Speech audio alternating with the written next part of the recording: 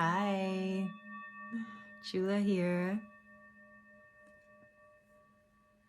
So, as you know, I'm a massage therapist and I'm an instructor of massage. And I'm sure that if you're on my newsletter and my blog list, then you are receiving emails from me with great information here and there. And today I'm excited to share with you rapport skills and future pacing and how you can incorporate these wonderful neuro-linguistic programming skills into your practice. So NLP, neuro-linguistic programming, it's known for different things, you know. I went to a neuro-linguistic programming school in Marin NLP. It's wonderful, really based in healing. And so I practice it for myself in my life, my own thought processes and my own healing. And I teach it. And I teach it to my students who are taking massage classes. And the reason why is because it's so fun to get to know each other with rapport skills. And while we're getting to know each other with rapport skills, we also are practicing what it would be like to practice rapport skills with our clientele when they come through our door. With rapport skills, when somebody approaches you who are skilled and are practicing rapport skills, you're going to feel safe. And these skills are great to know, not just for your clientele, but also for your partners and your family, children. Rapport skills are really powerful. So to build harmonious accord is what we're going for. And in that, your client can drop in to be receiving this healing from you. Next, I want to speak to you about future pacing and desired state.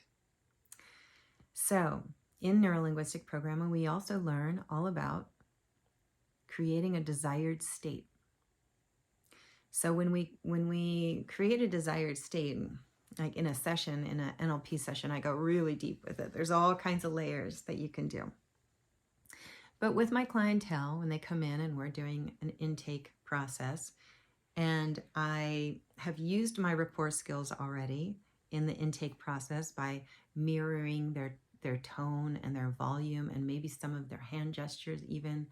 And I like to fill out my intake form myself. I know that's a little bit not possible for a lot of people who work online or have people fill things out beforehand.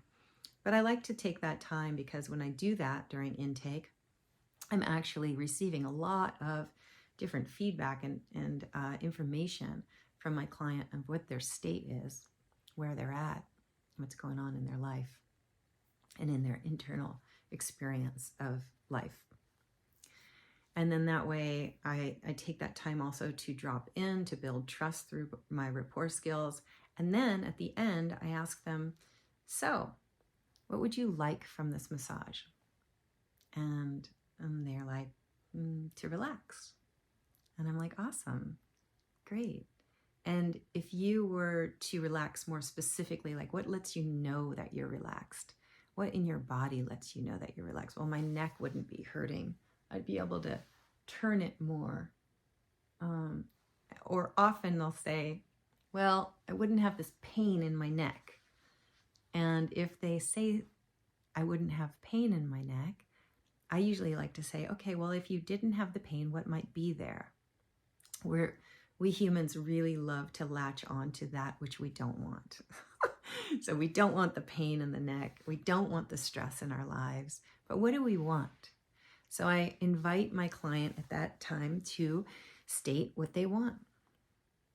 And so then once I know what they want, and they want more mobility, they want flexibility, and I say, okay, let's imagine you're walking out to your car after you get out of this session, and you're going to open the car door, and you're just going to, even that turning of the body and getting into the car, you know how you do that? You get behind the wheel, and then you're going to turn to back because you have to back up before you drive out my driveway, and you back up a little bit, and just imagine you turning, and you're going to be more free in your body.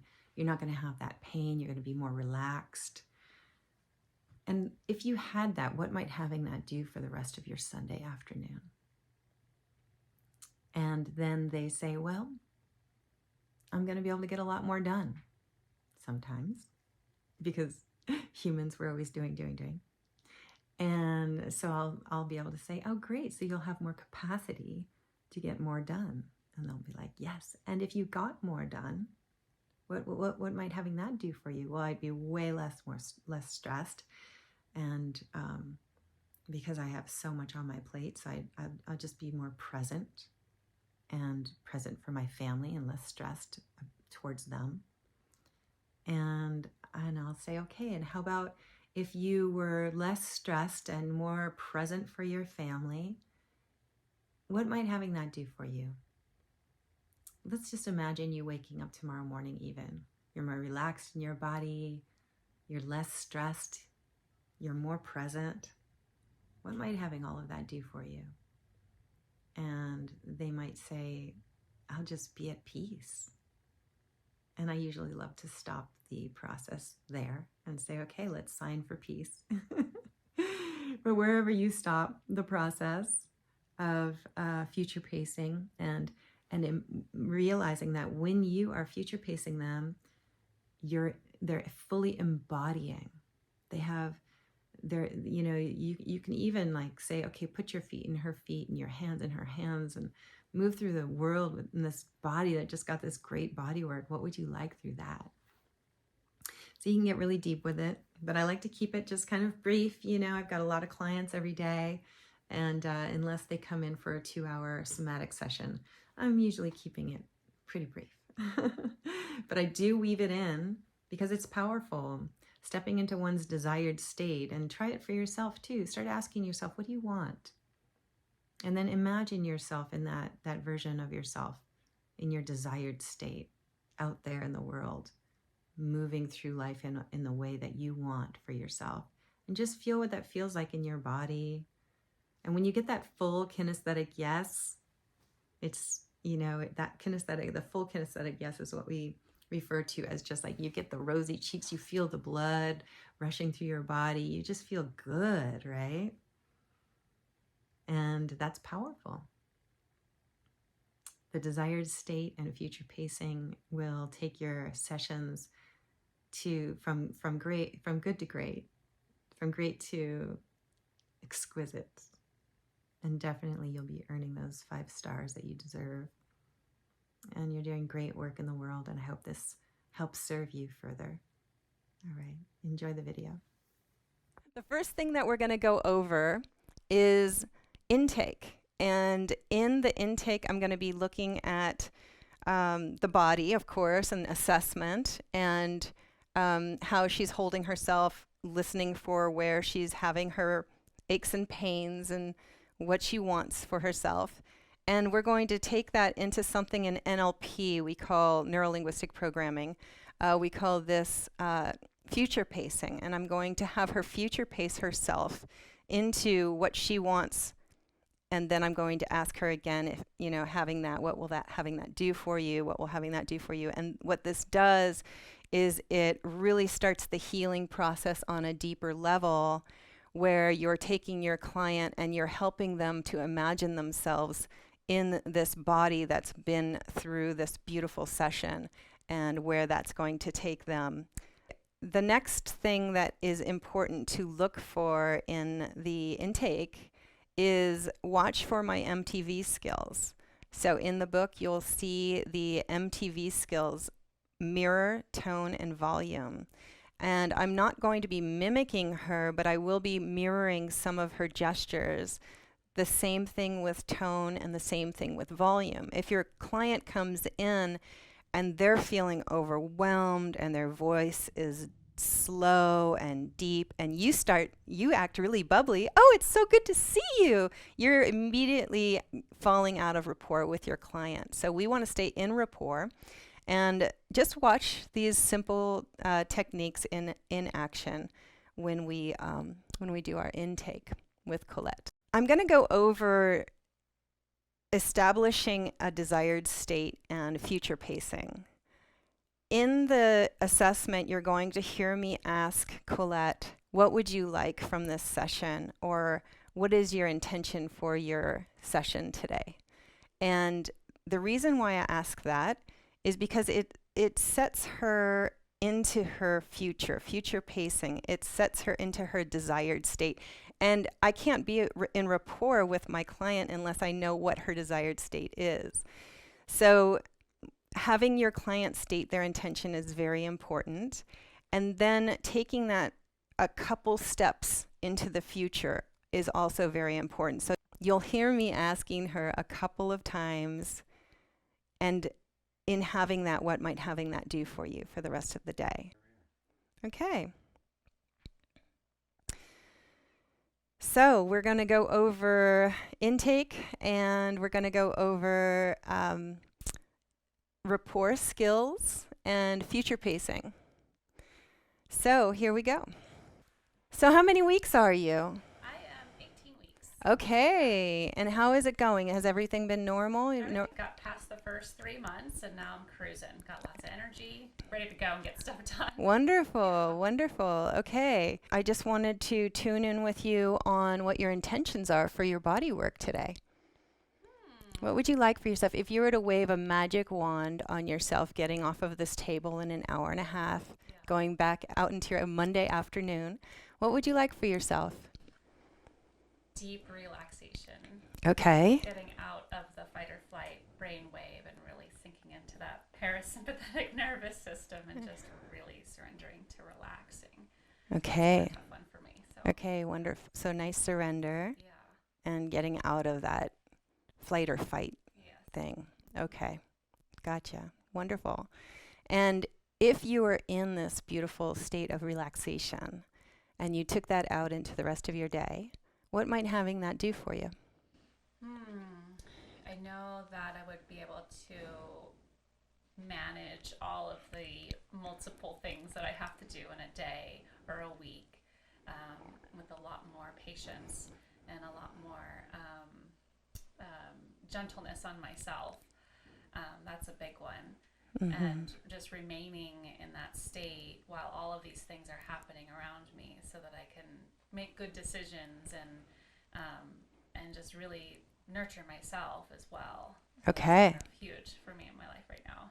Okay. In terms of this pregnancy particularly. All right. So being kind to yourself, nurturing yourself, and getting through. It sounds like you have a lot to do.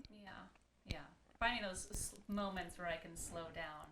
Yes. It's just, it can be a lot to try to do it all at once, and you can't, right? So, yeah. So slowing down, getting those little bits of moments there. Okay, good. And if you were to have that state where you're slowed down, you're getting these little bits of moments where you're feeling a little more peace, what might having that do for you? I think just a lot more awareness and connection to the baby. Beautiful. Because in the busyness, you forget there's actually a little being growing in there. Yes. Just really being able to connect more with this baby. Okay. That's what I need to do now that I'm just going and moving and just dropping in. And okay. Sense. And starting to feel the flutters too now, so that's been a big shift. So I think that's what the slowing down will help me do. Yes, absolutely. Beautiful. Yeah. Okay, thank you. So at this point, what I would do is I would give her the intake form that we just filled out, and I would say, let's sign for connection and relaxation. Oh, yeah. And in signing that form, it's part of this whole intake process. It's part of this future pacing. It's part of her taking this nurturance that she's going to get today into the rest of her day, into even tomorrow morning. Okay? Good. All right. So let's do an assessment. Let's talk about this pregnant body, and let's see, how about you stand up, and we'll just push this away, and let's just look at her body and the things that we're looking for in the pregnant body, what they might be going through in this dynamic experience they're having in pregnancy as the changes are occurring. Colette is did you say 18 weeks, 19 weeks? 18 weeks. So she's now, she said she's starting to feel the flutter. And we can see that the weight of the uterus is hanging forward, which is pulling on the round ligaments here. And it's also pulling on the uterosacral ligament, which is connecting the uterus to the sacrum back here. So there's some pulling forward. There's a little bit of lordosis here, which is this curvature here, and that is tilting her pelvis anteriorly, which will pull on these low back muscles. I can already see that they're a little bit tight here. So we're looking at that. We're also looking at when she walked in here, she had a little bit of the duck walk. So I don't know if you can see my feet, but her feet are turned out just a little bit. Let's have you face the camera. And her feet are turned out just a little bit. That's normal and natural. When we need to hold a lot of weight, we tend to put our feet out to hold that weight in balance. So I encourage my pregnant clients to try to straighten the feet and feel what it would feel like to be balanced in that way, which they will feel more strength happening in their legs. And that will help them, because turning the feet out turns the femur out in the acetabulum, and that causes a lot of hip and low back issues. So the more straight we can be without compromising your balance, the better. The other thing I'm looking at is shoulders. And there's a little bit of curvature of the shoulder. Colette does a lot of Zoom classes for her music classes. So she's on the computer a lot, which is a part of all of this. But also, her breasts are getting bigger. And as the breasts enlarge, the shoulders are going to come forward. The head is going to come forward a little bit. And the neck, all of these muscles back here are going to take on the weight. And the head, as it comes forward, weighs more according to the spine. So these back muscles are going to be working extra hard. You can turn just a little bit more. So these back muscles will work extra hard to hold the neck up, because they think the head is weighing 30 pounds when it actually only weighs 8 to 12 pounds, something like that. Okay?